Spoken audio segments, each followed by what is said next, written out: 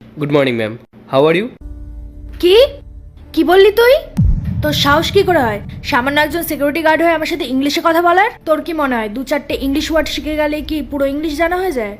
নিজের যোগ্যতা অনুযায়ী কথা বল, বুঝলি? নমস্কার ম্যাডাম বলবি, তুই একজন security guard good morning madam বলছে।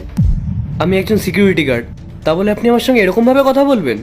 আচ্ছা, আপনি আমাকে একটা কথা বলুন, যদি আমি ইংলিশ জেনে থাকি তাহলে আমার ইংলিশ বলাতে কি দোষ আছে? আচ্ছা, তুই ইংলিশ জানিস?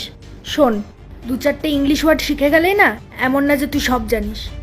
যদি তুই ইংলিশ জেনেও থাকিস তাতেও বাকি, তুই তো এই কোম্পানির সিকিউরিটি গার্ড, ম্যানেজার তো না, তাই নিজের যোগ্যতায় থাক।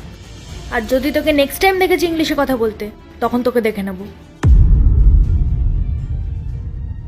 দেখো স্নেহা, তুমি যখন ট্রান্সলেটর পাওনি তোমার তো আমাকে বলা উচিত ছিল। এখন তুমিই বলো আমি ওনাদের সাথে মিটিংটা কিভাবে করব, কে কথা বলবে ওনাদের সাথে? ম্যাম, একটা ল্যাঙ্গুয়েজ শিখে নেওয়া তো সহজ ব্যাপার না। আর তাছাড়াও ল্যাঙ্গুয়েজ শিখতে সময় লাগে, আর আমাদের অফিসে এমন কেউ নেই যে জার্মান ল্যাঙ্গুয়েজ জানে। তো আপনিই বলুন ম্যাডাম, আমি কি করতে পারি? দেখো, আমি তোমার কোনো কথা শুনতে চাই না। আজকে আমার ক্লায়েন্টের সাথে মিটিং আছে, কে কথা বলবে ওনাদের সাথে? এ নিন ম্যাডাম আপনার চা। তুমি কেন জানিয়ে এসছো? এটা কি তোমার কাজ নাকি? আসলে ম্যাডাম আজকে পিয়নের ছুটি ছিল, তাই জন্য ভাবলাম আমি চাটা নিয়ে আসি। আচ্ছা ঠিক আছে, রেখে দাও। কি হয়েছে ম্যাডাম, আপনাকে এত চিন্তিত দেখাচ্ছে? রাহুল, তোমার এসব জেনে কোনো লাভ নেই, তুমি যাও আর নিজের কাজ করো। ম্যাডাম, আমি আপনাকে আগে কখনো এতটা চিন্তিত দেখিনি। আপনার যদি কোনো সমস্যা হয় আপনি আমাকে বলতে পারেন, যদি আমি আপনাকে কোনো সাহায্য করতে পারি। ও হ্যালো, তুই কি সাহায্য করবি ম্যাডামকে?